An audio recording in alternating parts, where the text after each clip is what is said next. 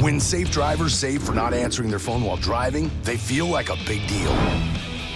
Did you get the ice? Even if they forgot the ice. Save up to 30% on auto insurance with USAA Safe Pilot. Get a quote today.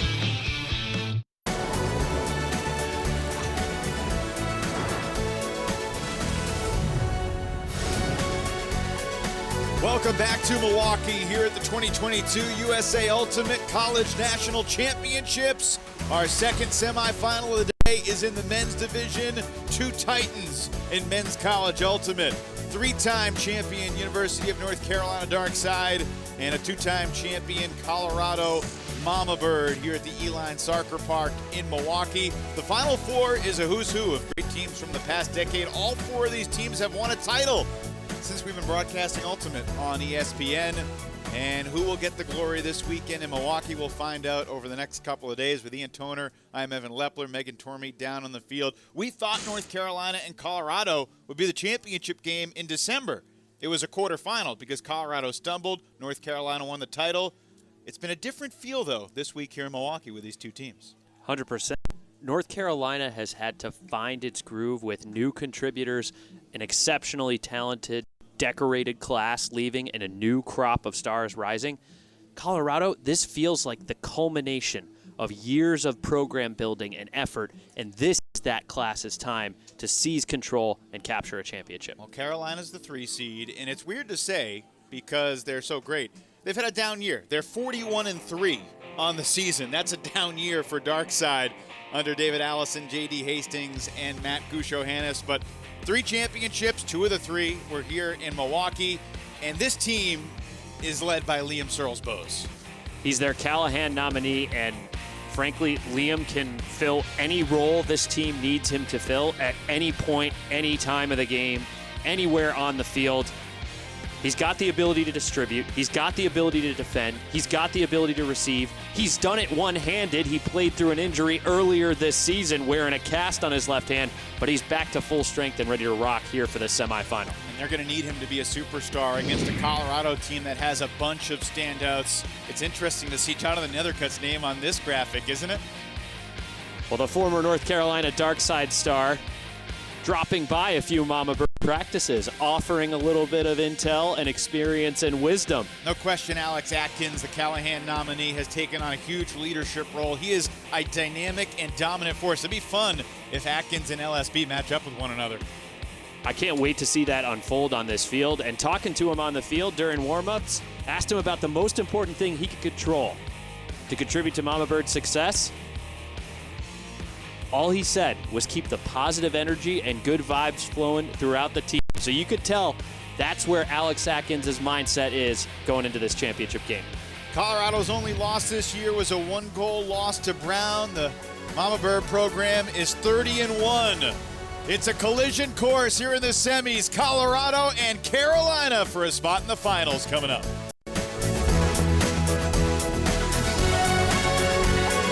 When safe drivers save for not answering their phone while driving, they feel like a big deal.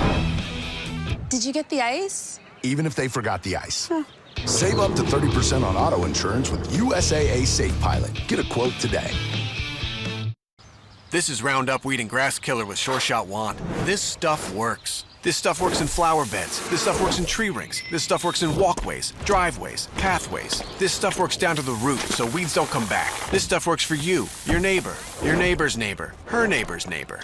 This stuff works guaranteed or your money back. This stuff works without hurting your back. This stuff works without hurting your pride. This stuff works early shifts, late nights, and holiday weekends. This is Roundup Weed and Grass Killer with Sure Shot Wand. This stuff works.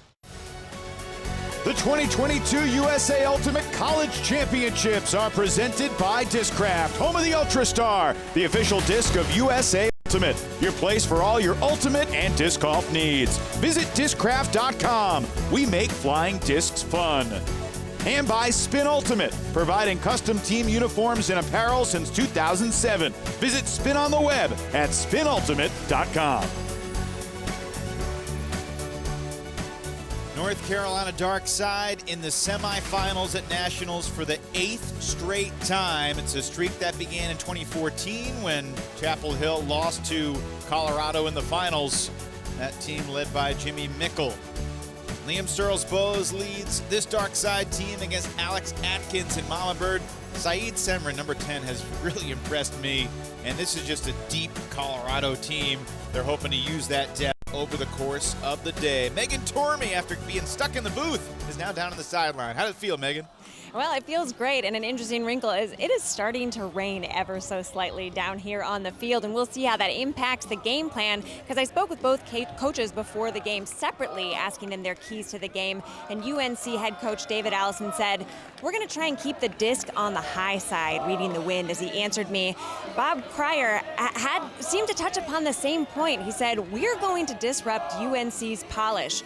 Both programs recognizing the strength of UNC's offense. A huge component is going to be who can make UNC uncomfortable. There's J.D. Hastings, one of the multiple coaches for Carolina. Here we go. Colorado's Connor Tabor gets us started with the opening pull. Perhaps the disc a little damp as the slight mist coming down. It's funny, on Friday it was chilly here in Milwaukee, and it has gotten warmer each day into the mid-upper 70s today. Could be in the 80s for the championship games tomorrow. North Carolina on offense first, and it's Semrin who's on Liam Searles-Bowes. Working with John McDonald in the backfield. Seth Wells matched up with McDonald early on. Here comes Josh Singleton. Breakout stars for Dark Side in December. And it was a much anticipated quarterfinal. They were the top 2 seeds in December at the unique December Nationals.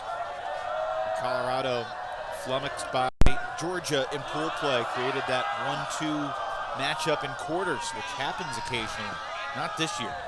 Well, something that Colorado learned at that national championships experience was didn't have a lot of experience or comfort in navigating zone defenses. Its offense just didn't have the reps and the experience and the know-how to navigate that, and we've seen a lot of zone this weekend. Atkins got a piece of that backhand from Jaden Fegans.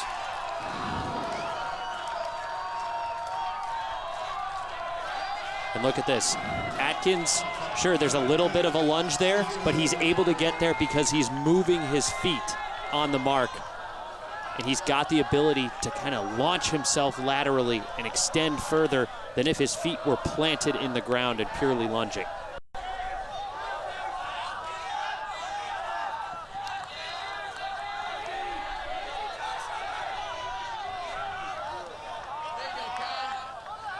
Atkins to Stoughton. Break opportunity for Mama Bird. What a shot. Can he get there? No. Each team with a turn on the opening point.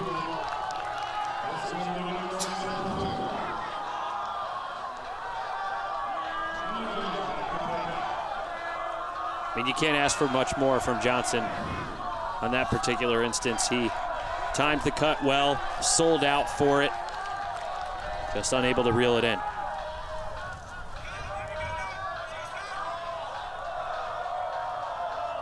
You got picked downfield. So the disc goes back to John McDonald. Now the double peak is a term we often hear in a World's Year referring to a club team. It was a rare double peak opportunity for this North Carolina Darkside team, and that was an interesting thing for them to navigate over the course of this spring season, Ian. All of these players. Searles-Bowes lets it rip. And it's easily picked off, intended for Fegans, but Stoughton was there.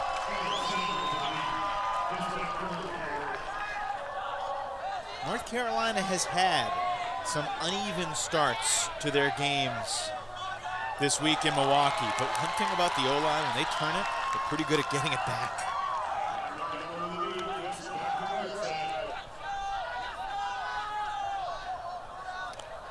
Each team has turned it twice. Rutledge Smith battling an illness the first day here at Nationals, a stomach bug. They tested for COVID, it was tested negative, and Rutledge Smith has the first assist of the semis to Ben Dameron, who began the weekend on the D-line before switching to offense and finding his success. That inside shot is so tough when you're kind of late to recognizing your receiver slashing across that lane. There's just no margin for error. You have to find a way to bend it even further to that inside lane, and Atkins just a little late on that execution. Smith and Dameron finishing the job for the dark side offense. Rutledge Smith and Ben Dameron were both critically important pieces in December, but this is a very different North Carolina team, as you said. Elijah Long, Alex Davis, Suraj Mataraju, Anders Jungst, all national team caliber guys that Carolina relied upon to get holds, to convert breaks. And now this is kind of that next generation of dark side talent stepping into bigger roles. That's right, Rutledge Smith, Ben Dameron, Kevin Pignone. All of those guys have to grow into those roles, and it doesn't have to be perfect piece for piece swaps, right? The more reps they get on the field, the more they'll understand, okay, here's the area that I excel, and here's what the team needs from me. And I think that's just going to take more time, and this semifinals experience is a great opportunity to really test their mettle and see how those roles flesh out in a high-pressure setting. First look at the Colorado O-line. Atkins picked up by UNC's Andrew Lee. Atkins certainly has a size advantage there.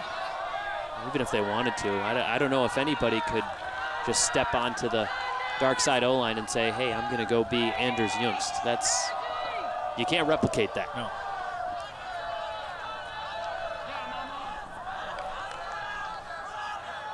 Near the sideline, the reset, snared by Atkins. Good continue for Danny Landisman. Talented player out of Los Angeles.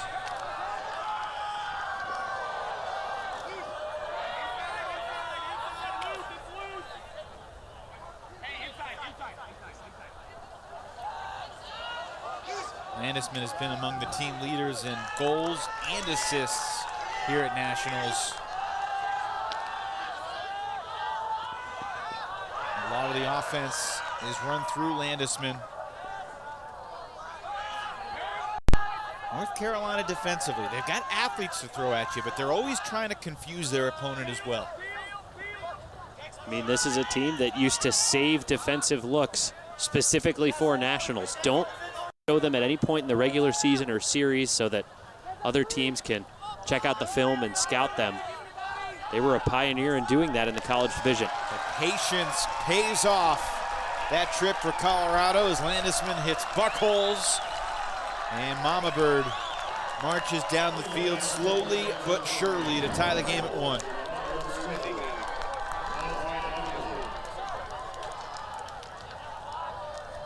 Well, Buckholz is a player that actually switched from the Mama Bird D-line to the O-line over the course of the season, and he's been a flex, reset, utility guy, but Bob Cryer and Mikey Lund say there's something about his composure that just fills an O-line role perfectly. And the added benefit there is that if, for instance, Mama Bird's O-line turns the disc over, they feel he just makes their O-line defense that much stronger and that much more capable of getting the disc back. See Mike Lund, one of the coaches of Colorado. He was coaching the Iowa women's team, Saucy Nancy, 8 years ago this week, or 9 years ago this week, the first ever ESPN Ultimate broadcast, Oregon, Iowa.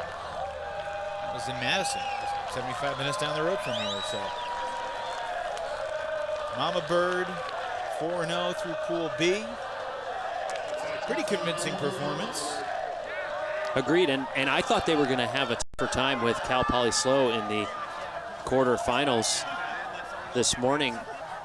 But at the end of the day, it sounds like Colorado's zone defense got a key break, and its backhand and straight up marks worked. Backhand from Liam Searles Bowes, a missile lands just shy of the end zone, and then Dameron, did he land in? Observer says yes. The observer said yes. They were pointing into the end zone. Not sure what Dameron was confused about there.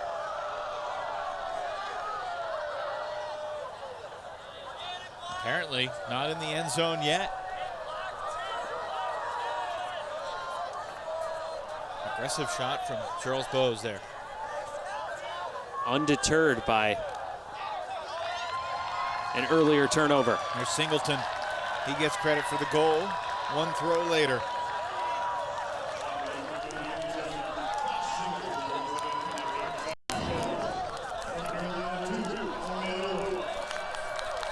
And I misspoke in the open of our broadcast talking about Liam Searles Bowes sustaining an injury and playing with a cast on his left hand. Actually, earlier in the season, the cast was on his right hand, that throwing hand. And so he played lefty. He played lefty. Wasn't much of a thrower. Catching was a little bit of an issue. I mean, there was even a point in the season where one of the coaches, Matt Gusho-Hannes, had to have a serious conversation with Liam. Hey man, are you sure you want to be playing with this injury? Are you sure you want to be exposing yourself to more risk and not giving yourself time to heal? And Liam was kind of definitive in that moment and said, this is my last college campaign. There's nothing that's going to stop me from going out there and taking the field and doing everything I can to help Darkside get better and capture another title. Said to Matt Gusho-Hannes, you've got to trust me to not get hurt.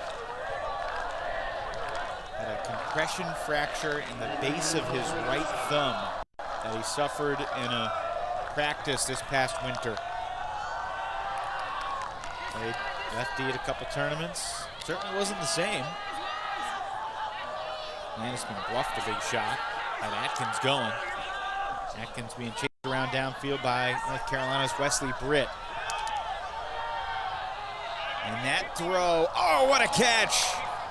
Atkins using every inch of his towering frame.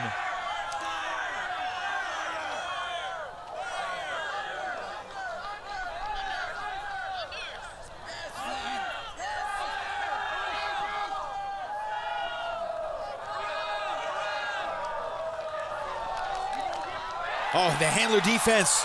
Seth Lee got the block on Atkins. Just was right in his pocket the whole time. And Carolina testing Atkins deep, and the throw sails over the head of Seth Lee, looking for the bookends. Well, that's something Darkside has always prided itself on, is finding ways to frustrate handlers in the reset space. As we get a look at the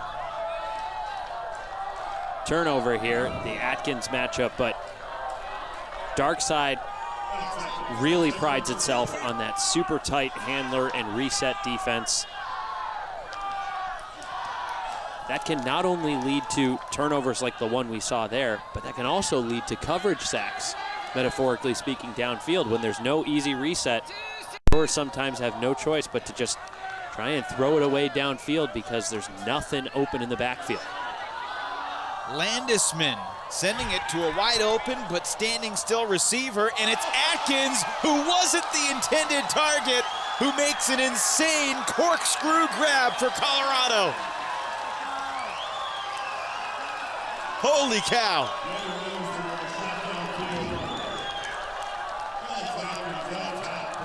Listen, this is why you never quit on a play. You always hustle to the spot, even if you think there's just a remote chance of coming down with the disc. And to be fair, when Alex Atkins is taken off and entering the airspace, there's more than a remote chance that he's going to come down with that one.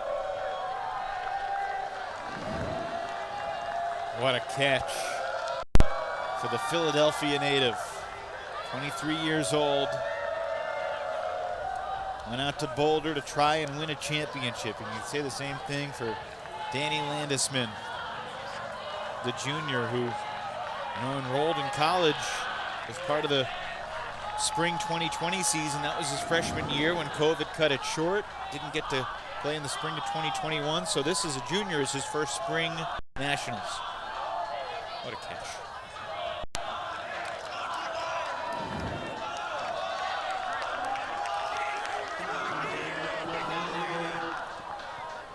Ian, how has it felt different for you this weekend here in May in Milwaukee compared to December in California?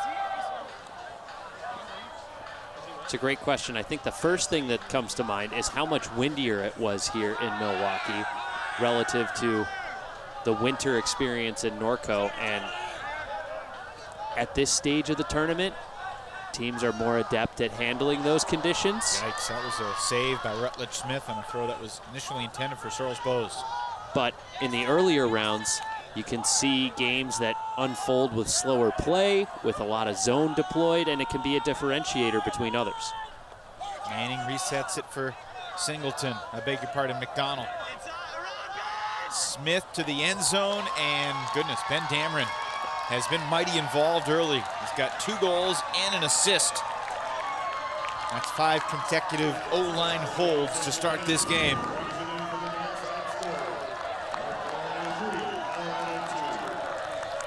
So Darkside lucky to save possession there because Dameron's inside shot for Searles Bowes was a bit too far.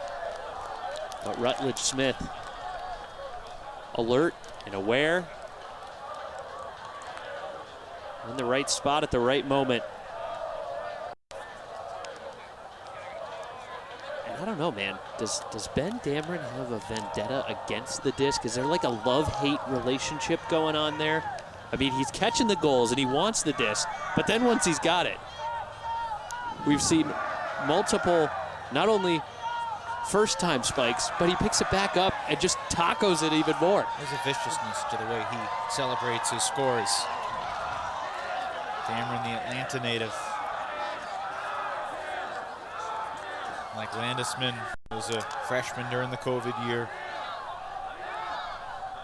As we look at this North Carolina defense, we chatted with David Allison and Matt Gusho-Hannes before College Nationals, and one of the things they said, to your point about the win here in Milwaukee, thinking about how they were going to apply their game to the win, and with Searles Bowes on O, they don't feel that they have that one superstar defender to take another great player, an Alex Atkins, a John Randolph out of a game.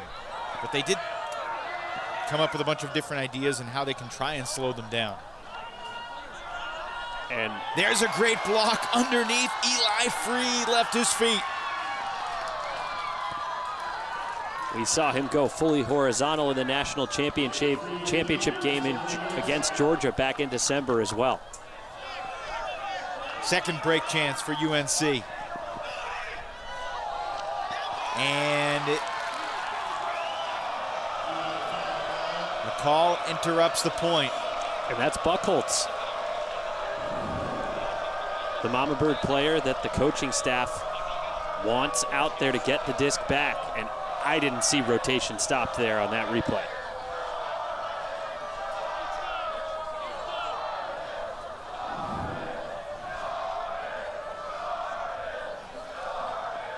It looked like Buchholz was there. We're both screens, so we have to play as a contest. Okay. So we'll go back to the thrower. We have a stall count here, gentlemen?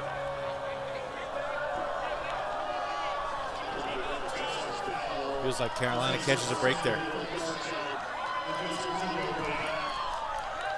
Literally and perhaps figuratively. Yeah, we'll see how this point ends up. Yikes. Wow. Do you want to say it?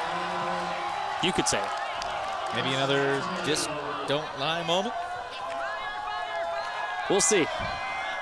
Atkins to Buchholz. Power position, feeding it downfield. Here comes Mama Bird. Colorado made the semis in 2019, the last time we were together over Memorial Day weekend, and that turnover on the goal line gives it back to UNC. A little cheeky push pass from Landisman did not work.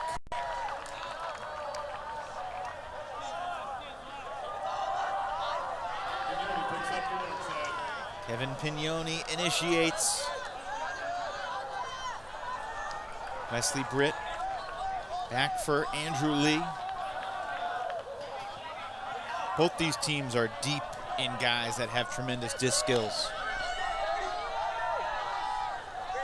I mean, it's almost a prerequisite to make a program like this as a freshman or a sophomore. We've gotten to the point of players coming out of youth programs with so much experience and proficiency that, sure, there are some programs that are teaching new athletes how to throw, but not at Mama Bird or Dark Side.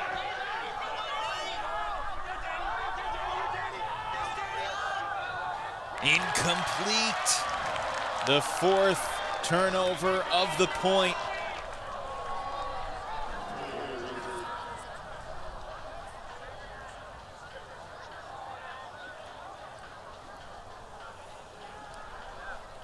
Injured member of Dark Side on the field. That's Bodie Harmony.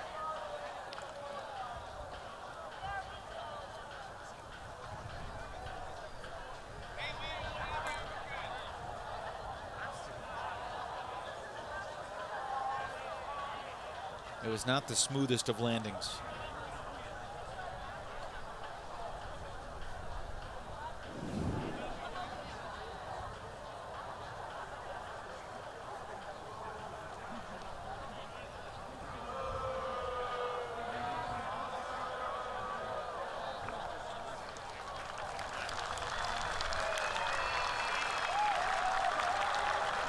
Bodie Harmony, one of the 20-plus players from North Carolina playing for Dark Side.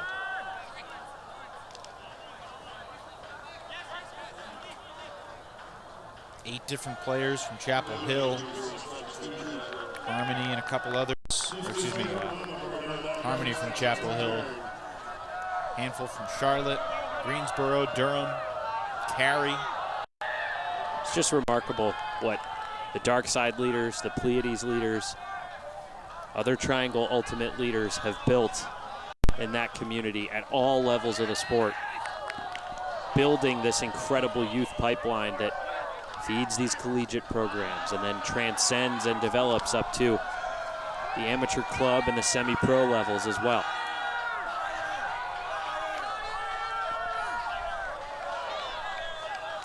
Mama Bird 0 for 2 on break chances. Dark Side 0 for 3.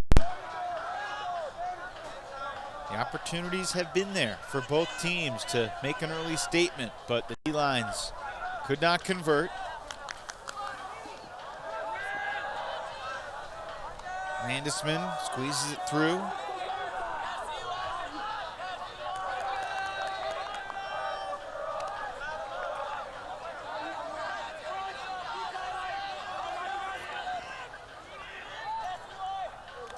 You can see the reset systems for both of these teams getting tested here in the red zone.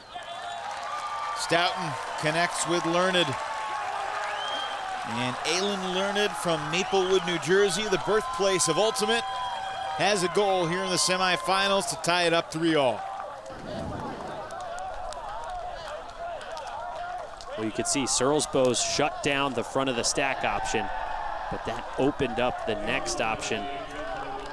And Stoughton's able to find Learned at the front cone.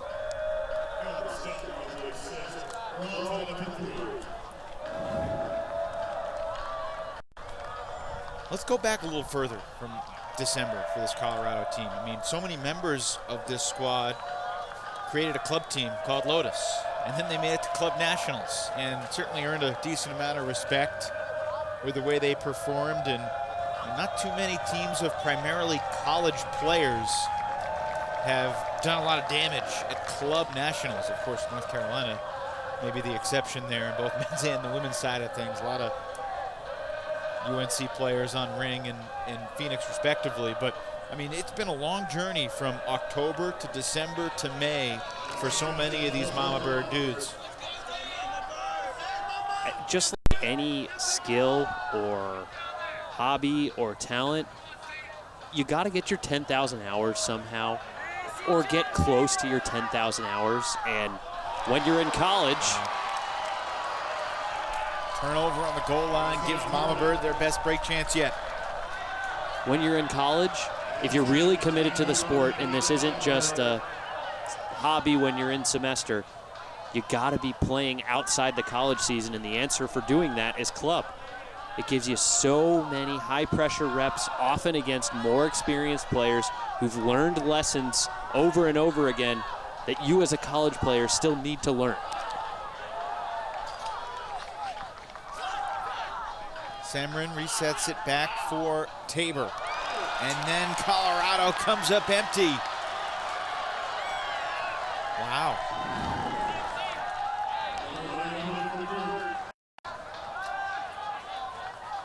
Great run through defense from Andrew Lee. That is a huge block.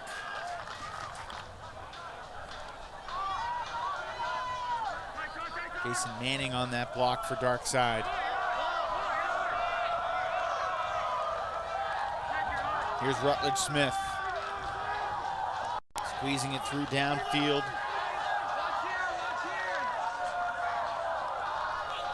Fegans floats it back for McDonald. Josh Singleton, still just a freshman. And you have guys who are juniors who are just playing in nationals for the second time, the first time in the spring.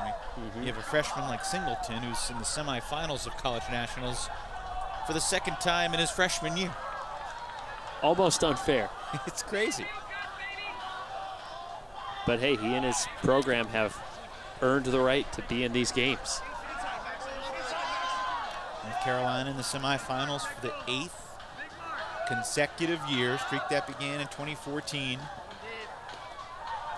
They're 5-2 in semifinal games. The only 2 losses were compelled by 2 of the all-time great performances from a couple of the 2 current greats in the club game, John Stubbs for Harvard and Jack Williams for Wilmington.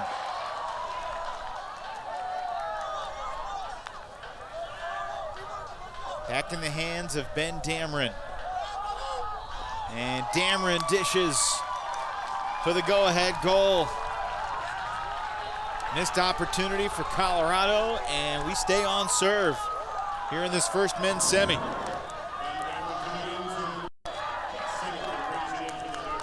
Colorado that close to securing the game's first break. But Manning earning the block in the end zone. And then Dameron just continuing to be involved in basically every North Carolina score.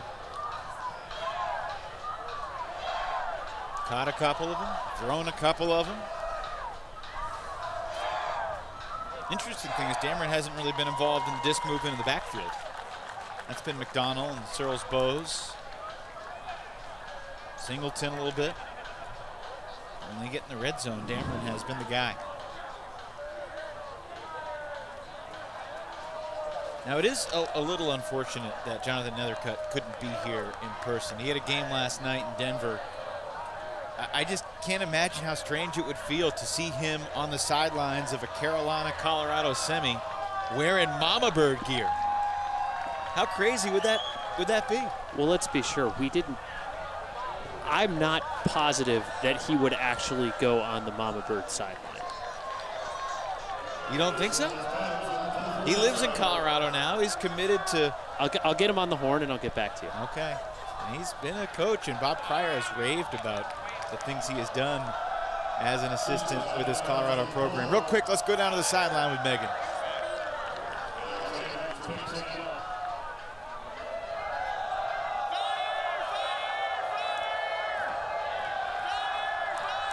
Having some issues with that microphone. We'll get those sorted out. Alex Atkins on the pull that sailed well out of bounds.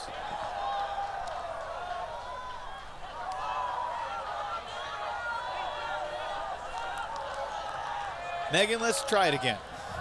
Thanks, Evan. I just spoke with assistant coach Jadine Hastings, who informed me that Bodie Harmony, who went down earlier with a scary-looking injury, is okay and expected to return to the game. That's good news, Megan, and more good news for Darkside. Eli Freed getting another run-through block. Searles Bowes picks up, resets it back for Pignoni. Liam, lefty, end zone, got it! Seth Lee with the first break of the day for Darkside.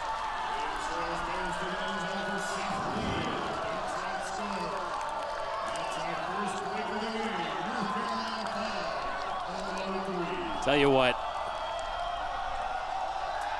heck of a defensive effort in these championship high-pressure settings from Eli Freed. And Seth Lee just letting Aylin Learned know what's coming right after he scores that one. I'm here for the spice.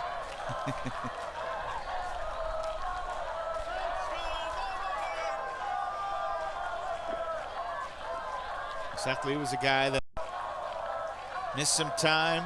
Coaches said they were going to manage his minutes early in the tournament, wanted to make sure he'd be available in these money moments.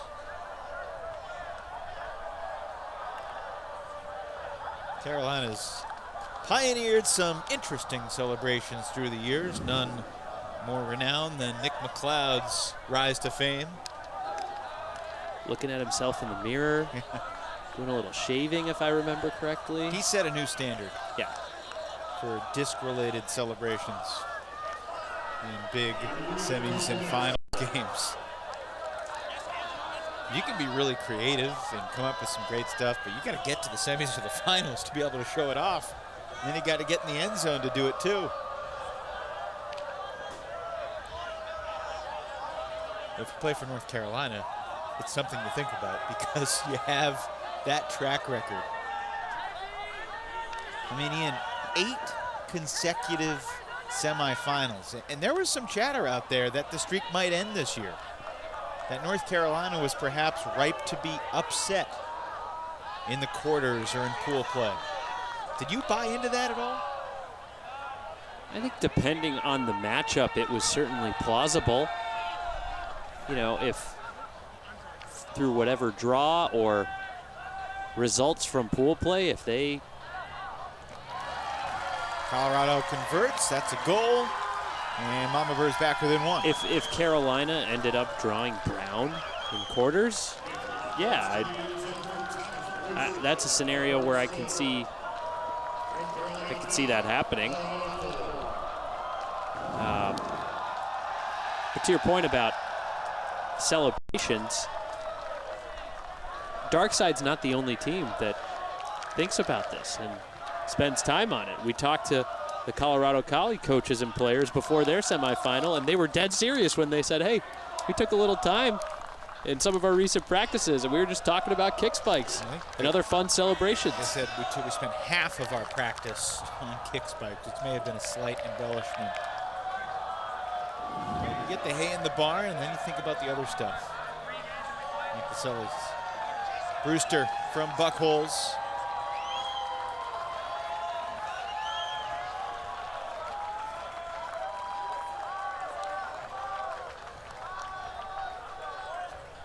Obviously, there have been so many great players to come through the University of Colorado. In the Mama Bird program, Jimmy Mickle leading the team to a title in 2014. Saw Pavlianis, member of that team, here at the Fields earlier today. Giannis now living in Chicago, just down the road from Milwaukee. And you can't tell the story of Mama Bird without talking about guys like Josh Ackley and Bo Kittredge and Adam Simon.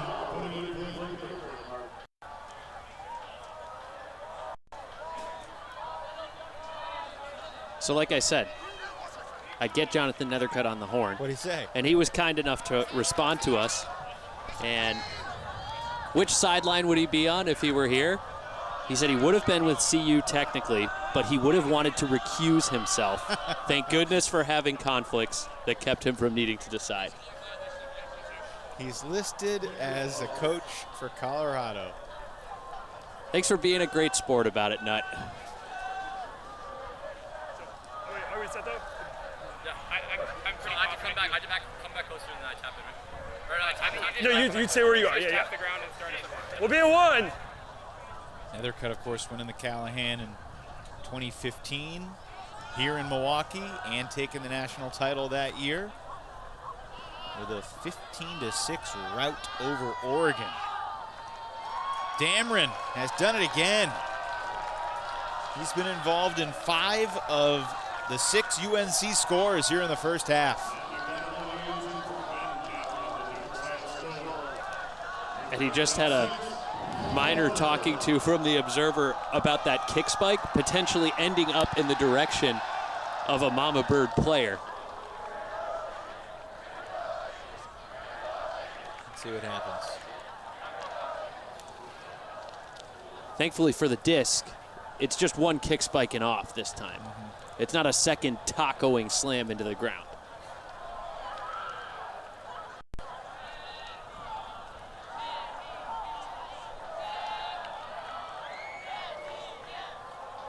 Just to clarify, you don't have a problem with the so-called plastic abuse after a goal, or is that something that bothers you? None whatsoever. And thank you for giving me the opportunity to clarify it. You know, it's one thing if you're doing an edge down spike, as we get another look at the Observer saying, hey, don't punt that in the direction of your opponent. It's one thing if you're doing an edge down spike right next to your defender who's still on the ground, or kicking a disc directly at an opponent. That's not the kind of stuff we want, but you want to celebrate on your own? I'm all for it. I love it. We've had 10 goals in this first half, only 1 break, 11 total turnovers. I beg your pardon, 13 total turnovers. 6 for Carolina, 7 for Colorado.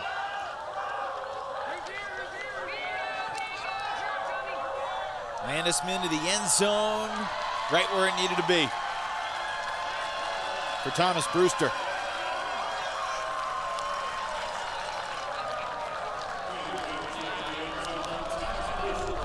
Well, that 0 point was unlocked by the opening hammer that just kind of went over the dark side defensive set. Dark side did a good job recovering, but there was just so much yardage gained. Colorado was in a much better attacking position right afterwards, and you can see Atkins directing traffic, getting the reset out of the way so that that swing to the open side is open, and an easy continue down the line.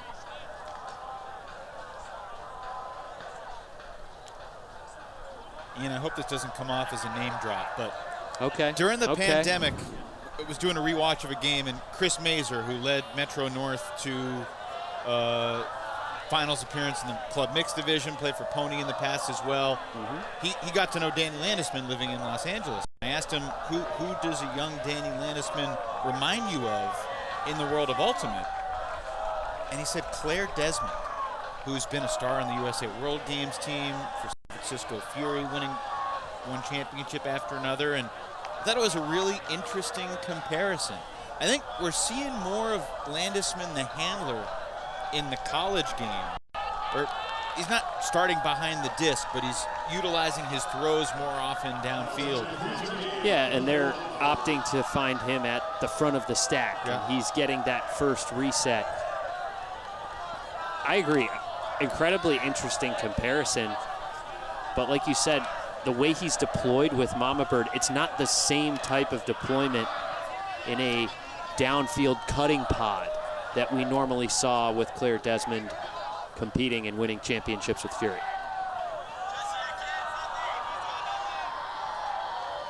Desmond, part of the World Games team in 2017. The next edition of the World Games coming up this July. Competition begins in Birmingham, Alabama, July 12th. And that team has been practicing to get ready. It's a fascinating roster that Maddie Sang, Miranda Roth-Knowles, and Patrick Sherlock have built. Saw Patrick at the fields today. He and Colorado coach Bob Cryer and Fury longtime standout Nancy Sun coaching the next edition of U24 USA teams. And the U24 coaches are always out scouting at college nationals, trying to find the next national team star or tryout invitee, whatever it may be.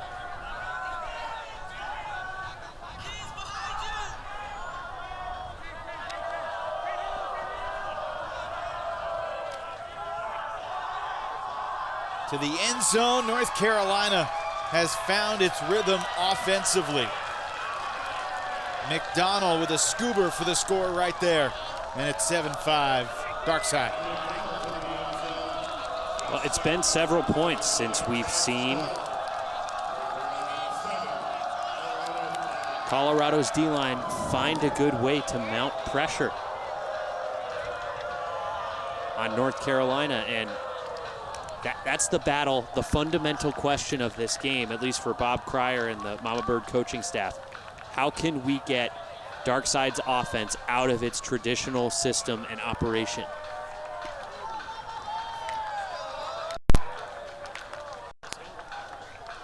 McDonald to Singleton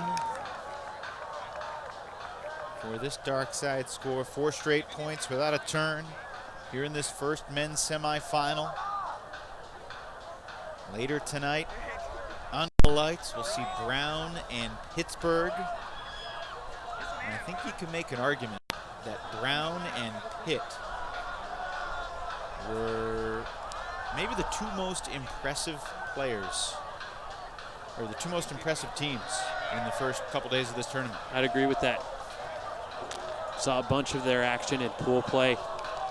Pittsburgh, I don't mean to overuse this adjective, just looked absolutely clinical. They were ruthless after a turnover. They were efficient on offense. And Brown, I mean, come on, how do you stop John Randolph? And how do you stop a Jacques Nissen who's really elevating his game and becoming a central nightmare and focal piece of his own? Yeah, it's been fun to watch. Atkins uncorks Landisman being a deep threat. He runs it down. You see the acceleration ability, but there's a call on the field. And you wonder if this is coming back. Searles Bowes, I think, might have called a travel on Atkins.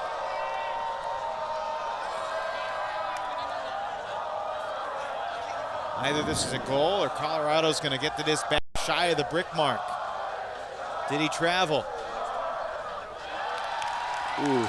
Observers say no, it's a goal for Mama Bird.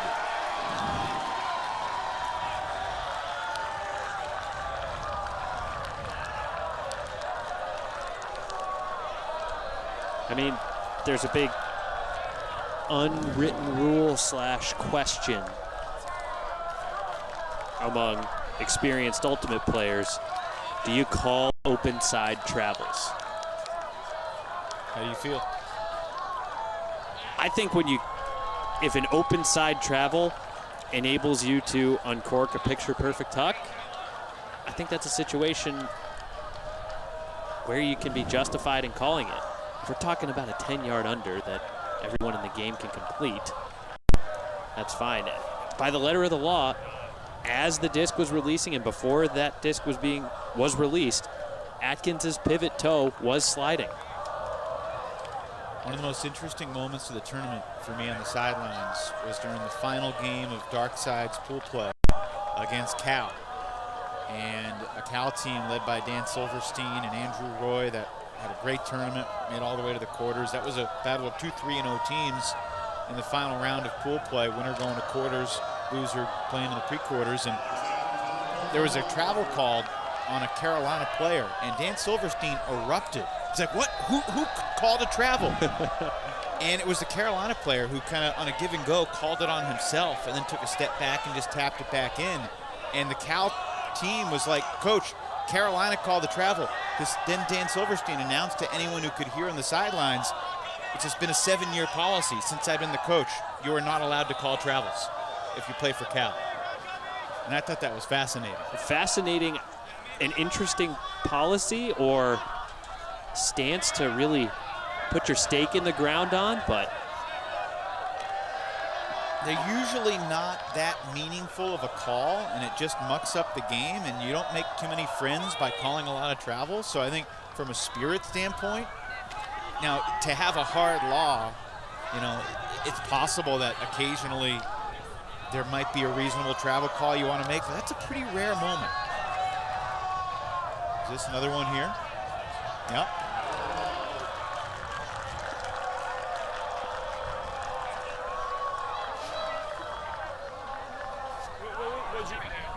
What'd you see?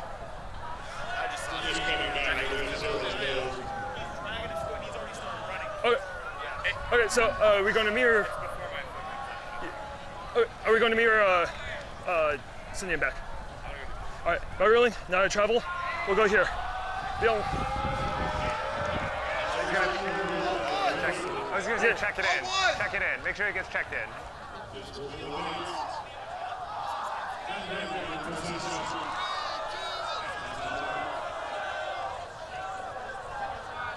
If it were Cal instead of Colorado, we wouldn't have had that stoppage there.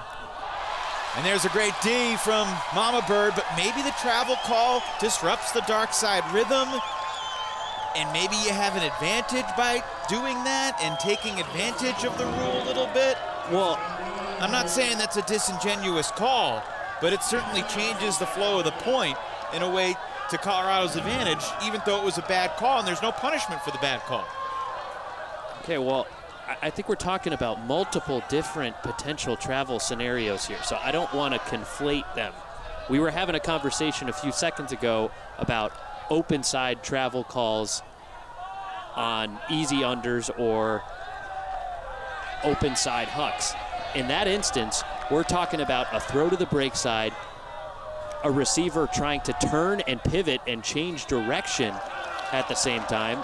I'm not passing judgment on Stoughton's travel call or Searlsbow's action. I'm not saying either one of them were trying to bend the rules, but those are completely distinct instances, and I don't think you can mention them in the same breath because the context around them is so different. I hear that, but I also think that the point was travel calls can muck up a game, and oftentimes teams do that to gain an advantage, and it makes the game less fun to watch. There are teams that have track records of maybe not upholding levels of sportsmanship and using that to their advantage. I haven't seen that from Colorado in this tournament. Yeah, and I wasn't accusing them of that, anything in particular.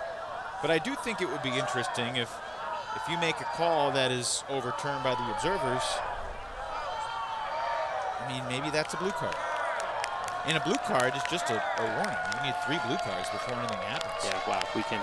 There's a whole nother can of worms that we could explore if it comes to that. Yellow cards were one of the stories of the tournament. Colorado was down at the half to Washington. University of Washington young star Tony Vanieri played for Sockeye. Got 2 yellow cards in that first half. Was ejected from the game. Had a yellow card the first day of the tournament too. You get 3 yellows in a tournament, you're done for the tournament. Had not seen that before at a college nationals. Atkins shooting it for Semrin. Deflected, but caught anyway. And Mama Bird has its first break to tie the game at 7.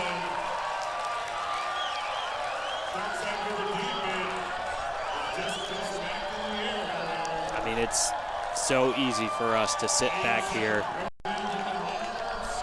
up in our shaded booth with a perfect view of the field saying, yeah, you just got to catch your blocks. But that was a phenomenally acrobatic block and defensive attempt. And sometimes all you can do in Manning's case is just try and swat at it. But this is precisely why coaches and experienced players try to preach that maxim and instill that habit into players when it's physically possible.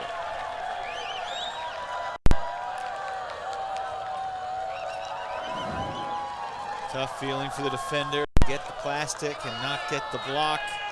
Saeed Semrin with the score.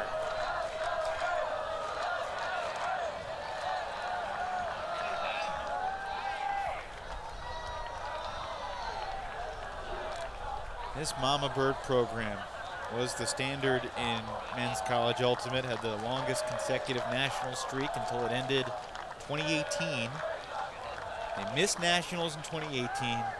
They return in 19, make it all the way to the semis. And they matched up with Darkside. Round Rock, Texas. North Carolina took care of business and then fell to Brown the very next day.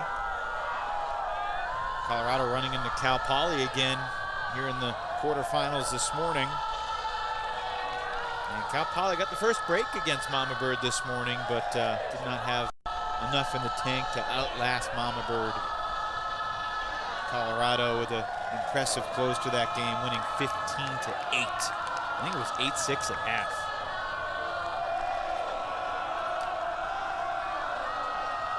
With North Carolina and Cal Poly in the 19 semis and Colorado and Brown. That's the ticket right there. But they were still in this semifinal setting together.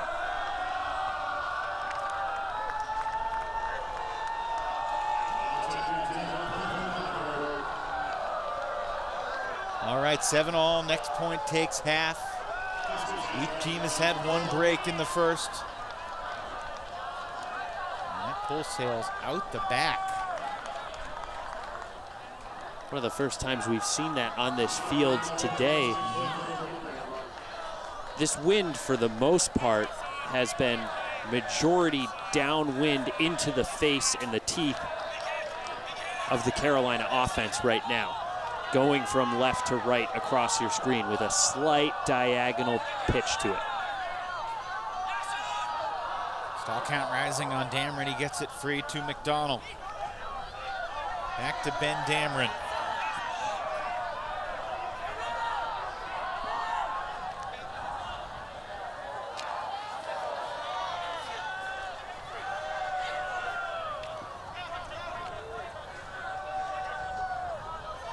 Colorado will receive to start the second half. Will they be down by one on serve?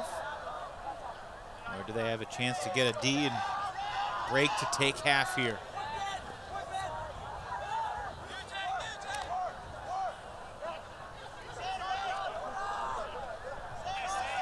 We've seen this handler movement from a lot of teams, especially in the red zone, Ian.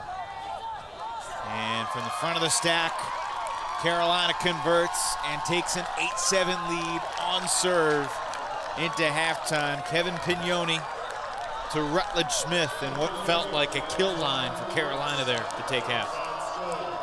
Well, to your point about the handler movement and the offensive style that we saw there, this triangle-esque offense, and I mean that in the tactical sense, with three players constituting a triangle spaced out on the field, is something that North Carolina and Triangle Ultimate have really popularized. Of course, other programs around the country have adapted it and made it their own, but it's something that has been so critical to their success when you look at the 2015 Darkside Championship, the 2018 Darkside Championship. It's become a part of their identity, and others have rightfully taken it and tried to make versions of it that they love. 15 goals, only 14 turns in the first half. Each team had 7, and we are on serve. Megan Tormey standing by with Colorado coach Bob Pryor. Thanks so much, Evan. Bob, I was going to ask you how you were going to mount the defensive pressure in order to notch a break, and then Calvin Stoughton had that fantastic D in the end zone. How do we get more of that out of the team? You know, I think a few of the guys had a little bit of nerves, not having been in a game of this level before, and I think they're settling into the game, and I think we're going to start to see that pressure coming from a lot more of those players now. And how do you maintain offensive perfection as you go into the second half, knowing that UNC is going to be looking for a break early and often? Well, you can't be perfect, but what we have to do is we have to adjust to their switches and their poaching. And if we can identify that, I think we have plenty of open players right now that we just aren't able to get the disc to. And if we can start finding those players, they'll start to have to ratchet it down, and then we can start playing the man-to-man offense that we are expecting and accustomed to. All right, you're about to go head over and talk to your team in the huddle. What's the message to the team? With all the ups and downs and chances we've had, we're on serve. This is where we wanted to be, and all we need to do is get that one break that gets us up, and they start chasing the game, and the pressure's on them. So let's make sure that we keep our intensity level high, and that we find a way to get that turn and force a turning and convert that one when we finally get that. All right, you talked about the importance of having fun at the beginning of the game. Are you still having fun? I am. I love being out on this field, and they are.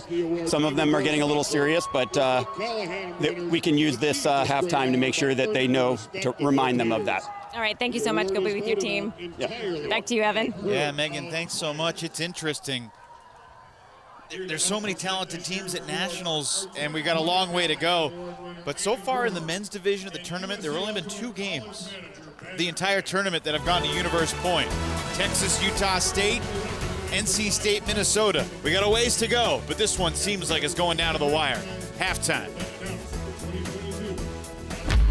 There is a place where we are us at our best. A place where everyone is welcome. Regardless of age, shape, skin color, or anything else that tries to box people in.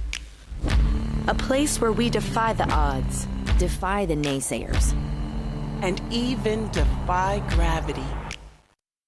A place where it's accepted that success doesn't belong to the faint-hearted. It belongs to the brave, to the determined. A place that knows grit, knows grace, knows bright lights, and knows empty bleachers. A place where we remember to laugh. Where we learn to trust. Learn to high-five strangers. And eventually, even learn to fly. A place where character, community, and competition are all as balanced as a disc in flight. That place isn't in a stadium or on a field. That place is in the spirit of our players. Because we don't play it. Live ultimate.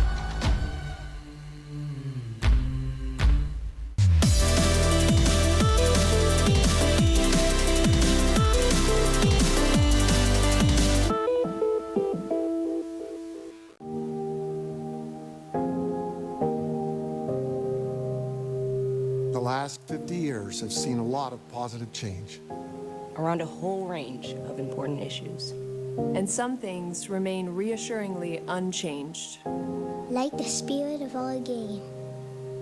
Ultimate is 50 years young and still a perfect circle of fair play, athletic pursuit, and camaraderie. In fact, Ultimate was a social network before social networks even existed. Respetamos nuestras diferencias and understand the value that they add. The revolution of the disc in flight continues to prove that there's nothing we can't achieve when we pull together. Long live Ultimate. Larga vida Ultimate. Long live Ultimate.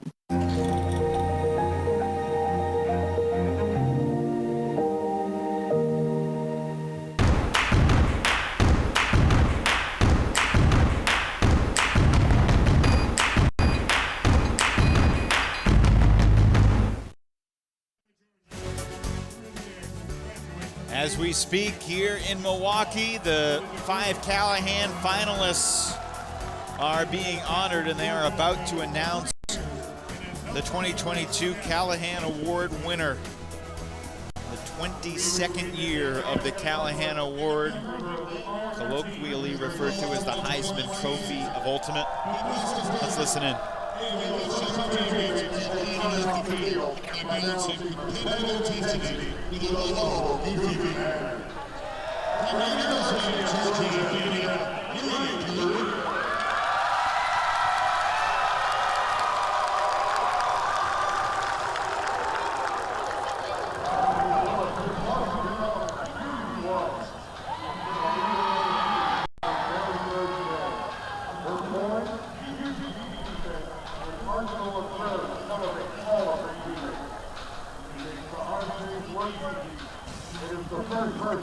To offer encouraging words and insightful feedback.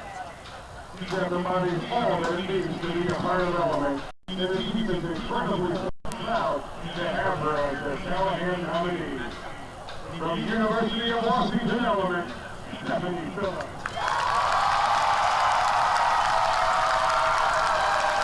Let's give a big round of applause to all of the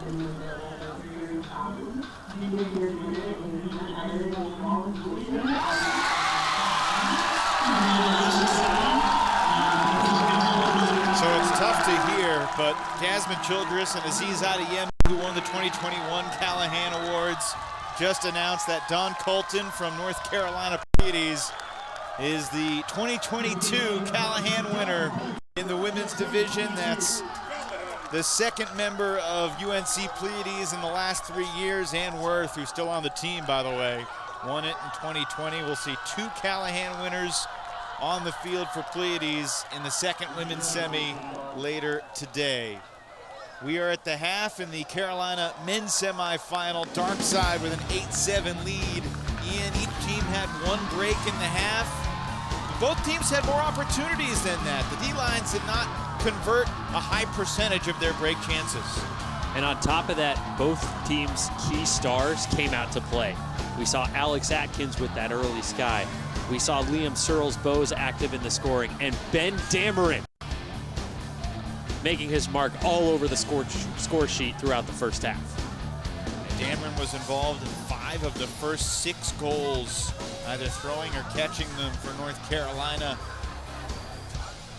Dameron, of course, the Atlanta native, has a lot of friends on the UGA team that he beat in the finals in December, beat in the quarters this morning. How about the performance of Eli Freed? It's tough to get blocks in a game like this, and he's got 2 of them. And for precisely that reason, I think he's a dark horse early candidate for MVP of this semifinal.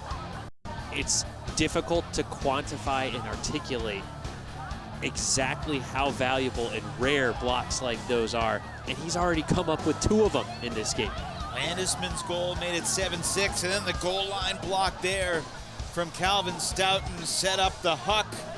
And this was the only break of the half for Mama Bird. Off the lead deflection, it was Semrin scoring the goal. Tied it at 7s before the O-line hold. Rutledge Smith from Kevin Pignoni to take it to half. 8-7 is your halftime score. We're on serve. Colorado to receive to start the second half after the break.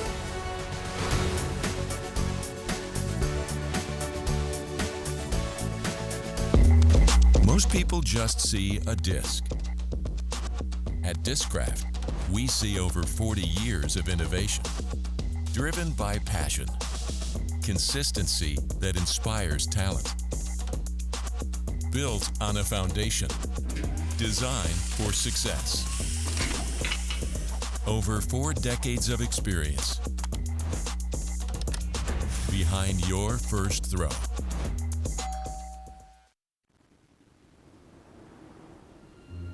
What would it look like if a competitive sport didn't mean a choice?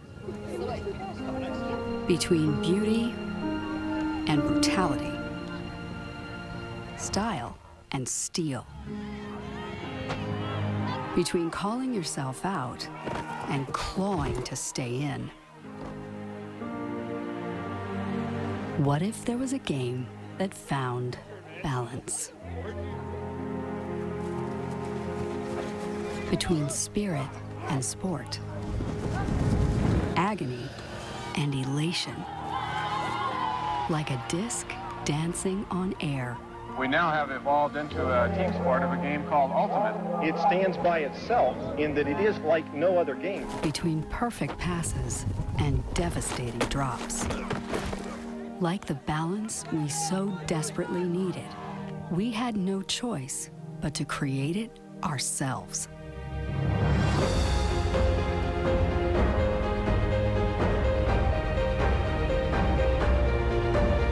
Long live grit and grace. Long live Ultimate.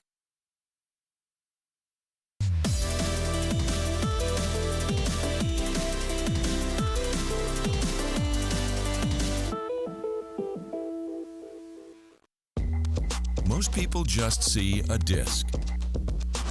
At Discraft, we see over 40 years of innovation, driven by passion, consistency that inspires talent, built on a foundation designed for success. Over 4 decades of experience behind your first throw.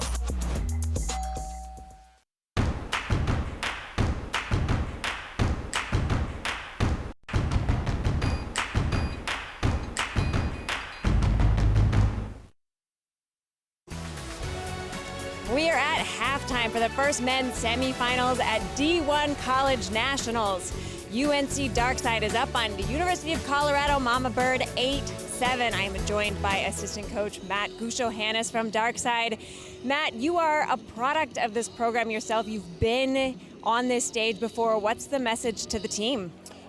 Stay patient, stay calm, play our game. Everything we're trying to do is focused on us and what we can control. You're coming out on D in the second half. What strategic adjustments are you going to make to try and notch a bigger lead on Mama Bird? I think we had success in the first half when we asked them to be patient. We asked them to throw lots of passes. I think we're going to go back to that tactic in this half and trust that it's going to get us some more turnovers. I'd be remiss if I didn't mention that the 2022 Callahan Award winner was just announced for the women's side, and it was UNC's Dawn Colton. You yourself won it in 2019. Talk a little bit about what it's like to be a part of this program and how do you feel being on the coaching side now? Being part of Darkside has been a true joy, true gift in my life. I'm really proud to represent the university and the program in that way now, and really excited for Dawn. Congrats to her. She's very deserving. Well, people said the same thing about you when you won, so congratulations to you. Congratulations to your program. Best of luck in the second half. We'll be eager to see what you have in store for us. Same here. Stick with us. We are back in action shortly. Darkside over Mama Bird 8-7, but the second half is yet to come. When safe drivers save for not answering their phone while driving, they feel like a big deal. Did you get the ice? Even if they forgot the ice. Save up to 30% on auto insurance with USAA Safe Pilot. Get a quote today. I founded Hoop York City for women to play the game they love. It's creating an opportunity for women to come as they are and be themselves without judgment. My main purpose, my main goal, is to provide a community for them. Make moves that start movements. Hennessy, the spirit of the NBA. A look at the first half numbers. Ben Dameron with 3 goals and 2 assists for UNC Darkside.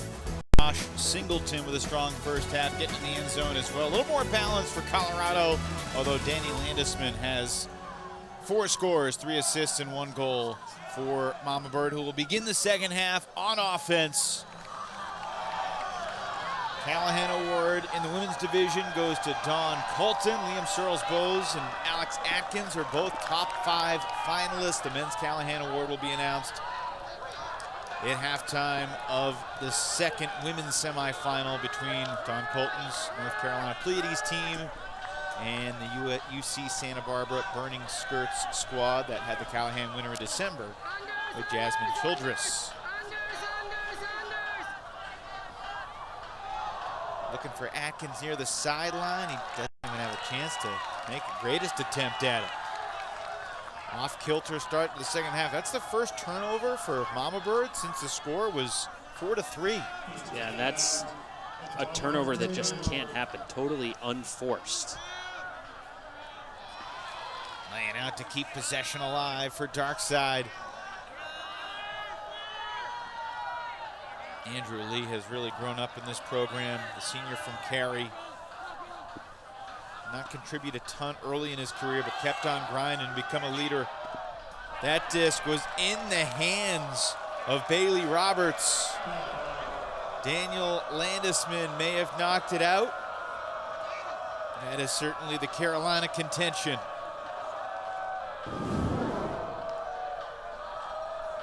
Did he stop rotation of the disc? I think Danny's hand was on the top of the disc. Strip in the end zone is ruled. It is a goal and a break for Darkside to make it 9-7. And a couple spikes for Bailey Roberts.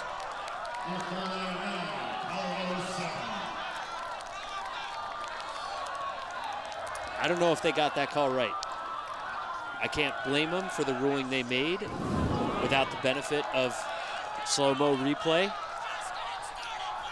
But that, to me, does not look like the Carolina receiver cleanly stopped rotation independently. It looked like Landesman legally had his forearm on the top of the disc, and the rotation wasn't stopped. You can see it still spinning afterwards. So I agree with you, but for a slightly different reason. Okay.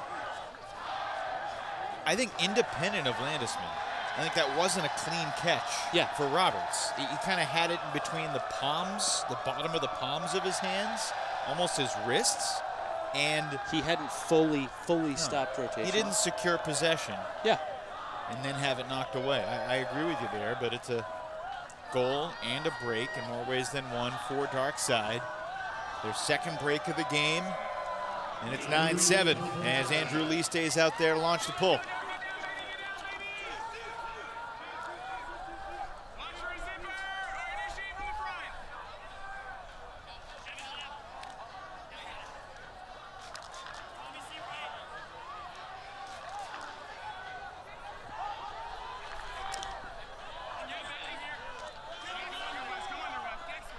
Big swing. And here's Landesman. Up the line, further, and a leaping snag made right on the goal line. And then Landesman wasn't expecting the throw, and all of a sudden it was right in his chest. And he's got the goal.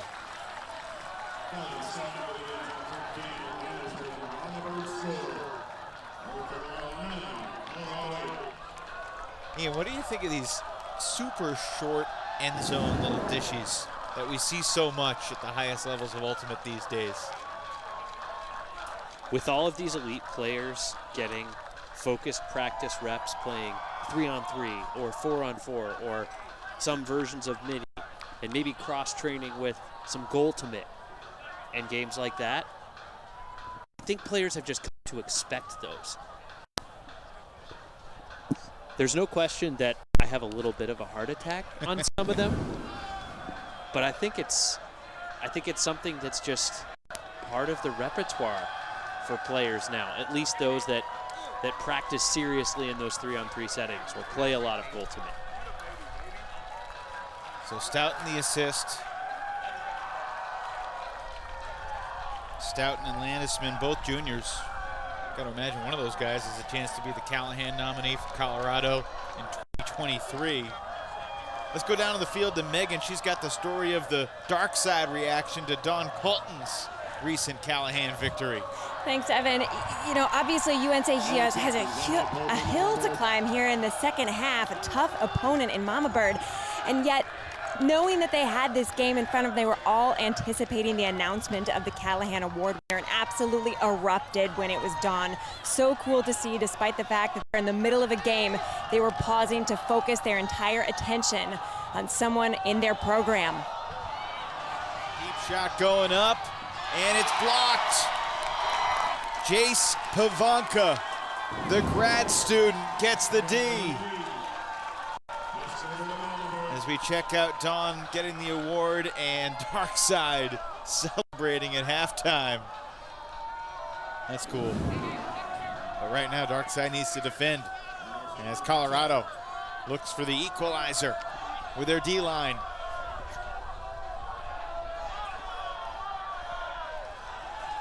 One of the things Jonathan Nethercutt added to Colorado is perhaps a little bit more complexity to Mama Bird's D-line offense, bringing in some different strategies about how to convert break opportunities. See if that advice helps Colorado tie Nethercutt's whole team here in the second half. Nope, not that time. Charles Bowes intercepts. That's a dangerous bid and an immediate apology from Calvin Stoughton. Laying up through Ben Dameron. And the observer reaches into his pocket and pulls out a card, and it will match the Colorado jersey. It's a yellow, a caution issued to Stoughton.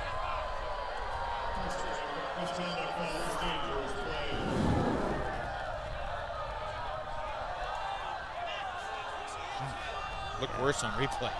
Yeah. Not something Stoughton's known for, but one more of those and he could be out of this game.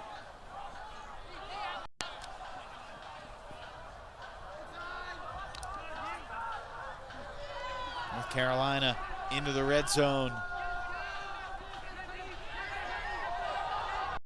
Smith's backhand floated a little too much.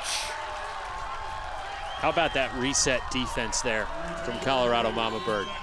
Connor Tabor just shutting down any clear, easy behind the back dish.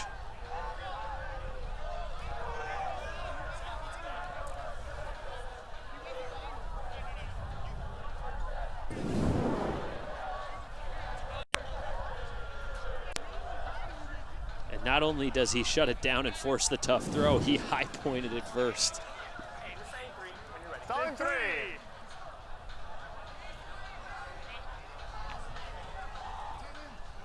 This is the first meeting between these two programs since the quarterfinals in December. A game won by Darkside pretty handily, en route to their third national title. Liam Searles Bowes had quite possibly the highlight of that tournament. Sure did. Shoulder high layout Callahan coming out of nowhere. Searles Bowes on Atkins here. Would you like to see Liam more involved for Darkside? He's been a guy that plays his role sometimes to perfection. But in a game like this, you might need the star to do a little bit more. What do you think? I'm not with that take, but I'll elaborate later. Atkins to the end zone, and it's denied by Josh Singleton. That's not the North Carolina system. The North Carolina system is not lean on one player to make the exceptional throw or get open in isolation 5 times and a point. It was when Jonathan Nethercutt played for him. And that's obviously slight exaggeration, but I mean, Nethercutt took over his handful of games. And there's no Anders Youngster, Elijah Long, or Alex Davis. With that said, they've got a 10-8 lead here in the semifinals. And Searles Bowes with a kind of disgruntled punt spike there, perhaps frustrated. It took 3 chances to convert the offensive hold.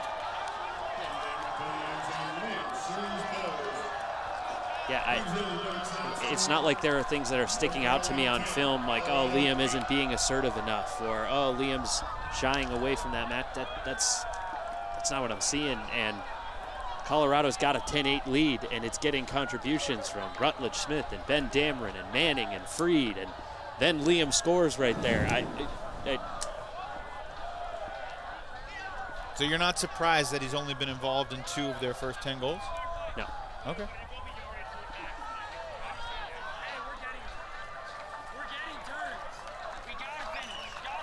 Dameron. Of course, the stats are not the most important thing. but he's been involved in 6 of the 10. There's Anders Jungs. Feel bad for Durs. He suffered a PCL tear warming up for a game a couple weeks ago. Hopes to return to the field by August at some point, but that's probably not good news for Ring of Fire at the World Championships in Cincinnati at the end of July. We shall see. We'll see Anders' sister Ella scoring goals near the front pylon, I'm sure, for Pleiades next round. Seen her at the front cone plenty already this weekend.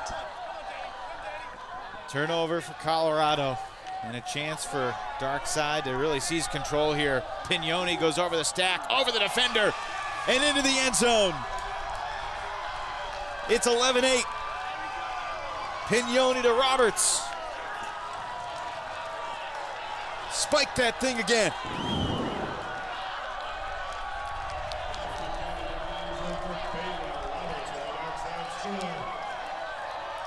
Well, just out of frame here is Bailey Roberts calling for this shot to go up to the deep space for a solid 5 seconds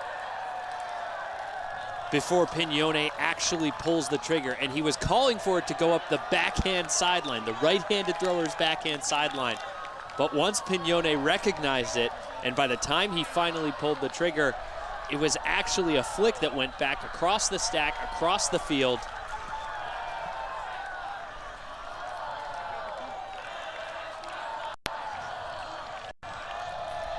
And I don't know, I feel like Darkside is just in control at this point. That's not to say that this game is out of reach completely for Mama Bird, but this is when the Darkside program and its systems and its depth just start to constrict its opponents. Well, what needs to change for Mama Bird? I mean, what is the recipe here to get a hold and then mount some pressure on D?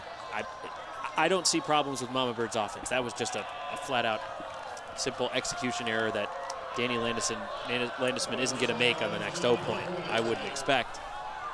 In order to disrupt Carolina's defense, or Carolina's offense, I beg your pardon, you got to make their front of the stack resets uncomfortable, and you got to force them to attack with deep shots as we see another turnover from Colorado Mama Bird. Not what the Colorado coaching staff was looking for there. We were on serve at half. Mama Bird broke to make it 9-7, broke again to go up 11-8, and on the verge of their third break of the Colorado offense since halftime here. Switching the angle of attack. Lee to the near corner. He is in. It's Eli Freed to put Darkside in front by 4. Well, after all he's done downfield defensively, of course his teammates know the value of those blocks. It's amazing to see Freed rewarded with a goal at such a crucial moment in this contest. And you took the words right out of my mouth, Evan. The key here to this break is Darkside being willing and able to change the angle of attack. I've heard you say it a few times through the years. You move from sideline to sideline. I mean, the coach who instilled the importance of that in me, of course it's a fundamental concept in Ultimate, but is none other than Mama Bird coach Bob Cryer, back when he was coaching me on Team USA U23. Eli Freed with his first goal to go along with a couple of blocks as Darkside extends its lead. Let's check in with Megan down in the field. Evan, well, after the previous UNC Darkside break, Coach David Allison turned to me and said, finish the game already. After Pignoni had thrown that great forehand shot to Roberts. UNC broke again, so clearly the entire team feeling really good about their performance right now. And I'm not sure this team entered this Nationals with the same level of confidence that they had in December. Losing some of the players they've had, the injuries and the up and down moments. I mean, again, they only lost 3 games. They won 41. And the captains very intentionally tried to separate the fall and spring seasons, try not to make references to December, tried to create a new, unique culture. make it feel like it's its own thing, because there's enough pressure you have joining a program like Carolina. But the dynamic of the double peak, December to May, I mean, they're 3 halves of Ultimate away from doing it. But they got a feisty Colorado team sticking around here. Mama Bird hopes, and then either Brown or Pittsburgh. It was Carolina-Pittsburgh last time here in Milwaukee, and it was Carolina-Brown last time Memorial Day weekend Nationals in Round Rock. Plenty of history with either of those matchups, if it is indeed Carolina moving on. How about the Final Four, Ian, in the men's division? Now, Pittsburgh won in 12 and 13. Colorado won in 14. North Carolina won their first title in 15. I mean, I think there's no question as we see a deep shot go up here from Atkins. Slightly misread, and then he couldn't recover. Dexter Lukey, just a slight hesitation there, and the freshman comes up empty. I mean, I think there's no question that these are the squads that deserve to be in this moment. We haven't had any, as you've mentioned, shocking upsets or anyone on the wrong side of a foul call determining a game on double game point. Healthy margins in the quarters. And what a shot all the way. North Carolina's Jack McCleary catches the goal, but the story was the throw. Are you kidding me? An absolute cannon from Seth Lee. I mean, that's about as upwind as you can get. When you were close to that defending goal line in that corner where Pignone first got the disc up to Lee, that is specifically the diagonal spot on the field where the wind is pinning all the throwers. And Pignone gets the upwind underneath, and then Lee just uncorks that flick, impervious to the wind, perfectly in stride, bending out of bounds and coming back inbounds at exactly the right moment.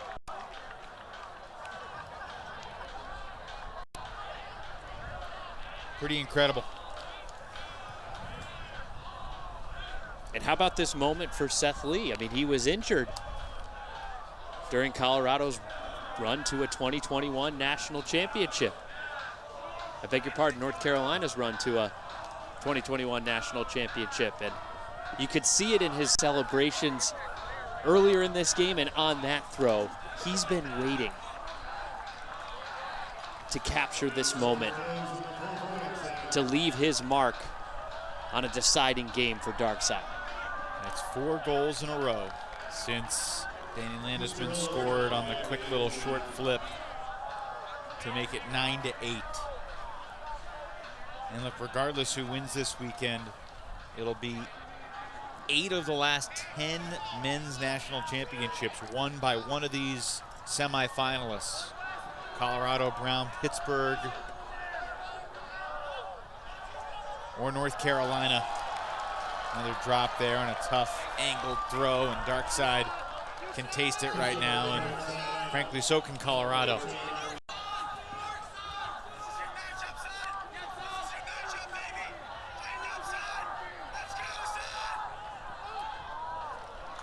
Calvin Stoughton's not giving up, though. It's 14-8, though. Bodie Harmony shaken up earlier. Back in, scores the goal. Spike it again.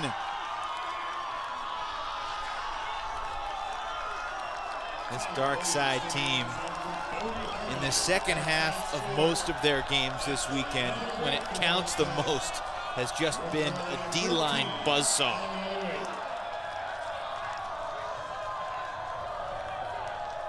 I'm trying to think of a better word, Evan, than buzzsaw. I mean, do you want to just take over the whole rest? Megan and I can, hang up the headsets and the mics, because you hit the nail on the head there. Well, how are they doing it? I think the cumulative pressure and the improved efficiency in the second half is having a real mental impact on Colorado's O-line and its ability to have confidence. When you see a D-line offense finding its form, converting efficiently, there's just something that creeps into your mind every time you're trying to look that pass in or think about that next reset. There's no question that Colorado is capable of executing more efficiently and proficiently. But right now, it's just flat-out execution that appears to be coming from nerves. Harmony with that goal, another one of the Chapel Hill natives playing for his hometown school. Bob Cryer said it at halftime.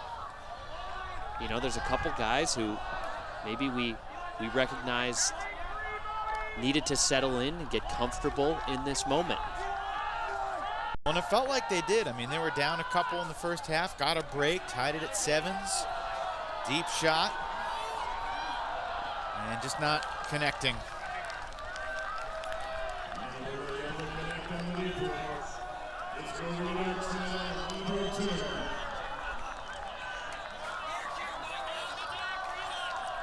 So a chance for North Carolina to win this game with a performance slightly reminiscent of the Colorado women's team in the quarterfinals with just a string of breaks. This would be the 5th consecutive break and the 6th straight score since it was a 9-8 game. I mean, we need Elias Sports Bureau to do some work for us. Eli Freed is going, and it's not going to be done quite yet, says Calvin Stoughton. Colorado Quandaries, 10 consecutive break second half against Vermont quarterfinal. I mean, it evoked memories of the 06 club game between Fury and Riot when it was 10-2 Seattle, and then Fury came back to win 15-12. But that was not 10 consecutive breaks, I don't believe. We can ask Megan, she was there, she remembers. Feels unparalleled to me. Depending on who you ask, the greatest comeback of all time or the most gargantuan collapse in Ultimate history. Landisman, hold everything, travel called.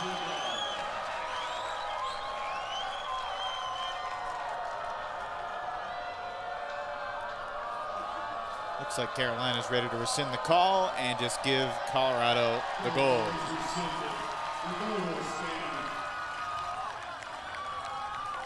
So it's just the second goal of the second half for Colorado. Landisman scored both of them.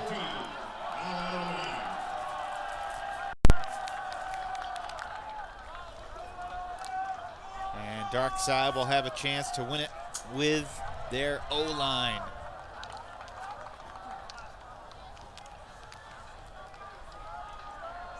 Seth Wells with the assist there. And he's a player that the Mama Bird coaches singled out as someone who made one of the biggest leaps from pre-pandemic, where his game and skill set was at, to a new level post-pandemic. It's funny, he was one of the last guys to make the roster in 2020 before the pandemic, and now he's out there as an O-line staple for this Mama Bird squad. Alan Emery to throw an assist in the semifinals, but a 5-goal lead as Carolina retakes the field on O. And Searles Bowes, number 2, standing in the middle right there. Will Colorado reach its 6th title game in the last 8 seasons? It feels imminent.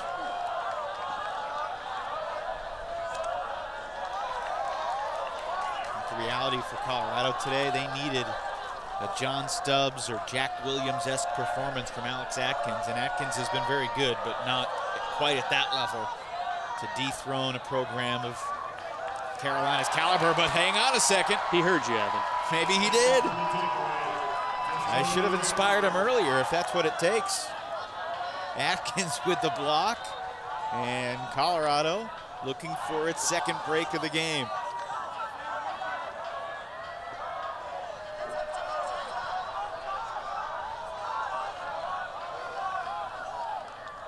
All tournament long, though, you watch the commitment of Darkside's O-line defense. It's a focus, it's an intentionality. They just don't allow easy give-goes that a lot of D-lines use. They don't allow easy chunks. Charles Bowes coming underneath. Look into the end zone. And we'll swing it into the backfield for McDonald. Back to Charles Bowes, back to McDonald. Carolina is back in the finals at College Nationals. Singleton to Dameron to cap a 15-9 rout over Colorado.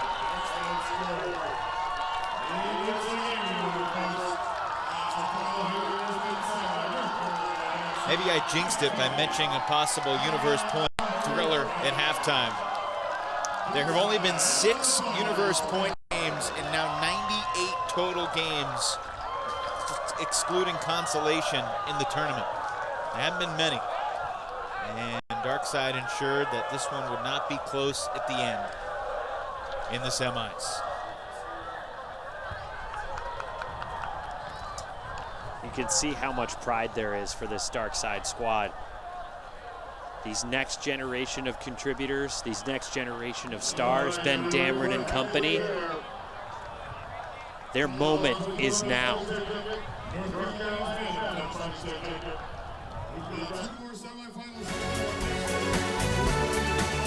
Disappointment for Colorado, euphoria for Darkside on their way back to the finals. When safe drivers save for not answering their phone while driving, they feel like a big deal. Did you get the ice? Even if they forgot the ice. Save up to 30% on auto insurance with USAA Safe Pilot. Get a quote today. This is Roundup Weed and Grass Killer with Sure Shot Wand. This stuff works. This stuff works down to the root so weeds don't come back. This stuff works for you, your neighbor, your neighbor's neighbor, her neighbor's neighbor. This is Roundup Weed and Grass Killer with Sure Shot Wand. This stuff works. The 2022 USA Ultimate College Championships are presented by Discraft, home of the Ultra Star, the official disc of USA Ultimate, your place for all your ultimate and disc golf needs. Visit discraft.com. We make flying discs fun. And by Spin Ultimate, providing custom team uniforms and apparel since 2007. Visit Spin on the web at spinultimate.com. Well, in this tournament without very many upsets, can you call it an upset? The 3 seed over the 2 seed? Darkside hands Mama Bird just its 2nd loss of the season, but it eliminates Colorado from championship contention. Darkside onto the finals with a 15-9 win. Megan Tormey standing by with Liam Searles-Bowes. Thanks so much, Evan. Liam, 4 breaks in the second half. How did you do it? It was only 4? I thought it was more. It felt like more. I mean, it's pressure, just pressure.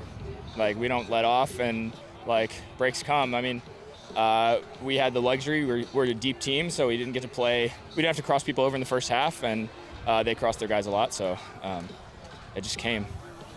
And do you think that's how UNC tends to pull away in the second half? Talk a little bit about what it's like to be able to rely on your depth throughout the entirety of a game and what that means over the course of a tournament.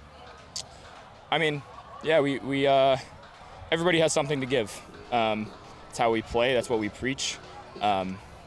Everybody on this team like has a role, has a job, and when everybody does their job, like, it's hard to compete with us. It's not that this is a new stage for you, but certainly it has to be meaningful year after year. What does this mean to you and your squad to find yourself in the finals? It's love. I mean, this is a special group. We lost a ton of really amazing people, teammates, competitors, players after last fall, and we had to work to get here. We really had to grind, and people got better, people improved. We brought each other up, we hit roadblocks, we got better, and that was just such an awesome thing to be a part of, and you know, it's coalescing right now, but it's love that does it. Well, you'll face either Brown or Pitt, depending on the outcome of tonight's semifinal game. Any preference on which opponent you see? Nah, all about us. Yeah, we do our stuff and, whatever. I figured that would be the answer. Well, congratulations on a hard-fought game. Go be with your team. Thank you so much. Appreciate it.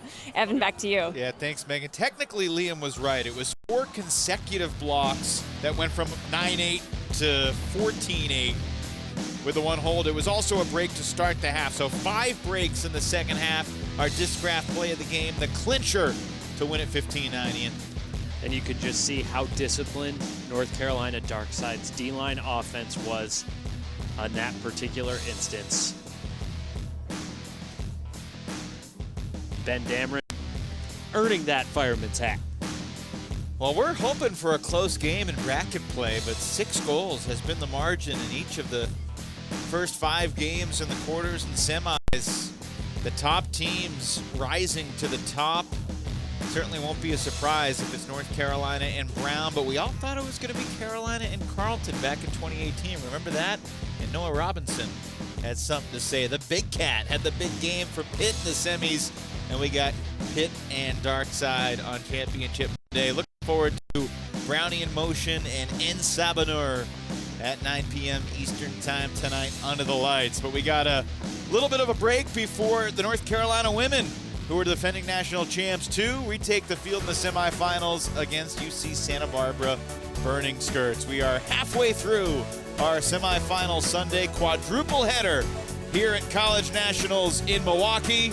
North Carolina back in the championship game in the men's division for the 6th time in the last 8 seasons. A 15-9 win over Colorado. For Ian Toner and Megan Tormey, Evan Lepler saying so long for now. UNC, UCSB at 5:30.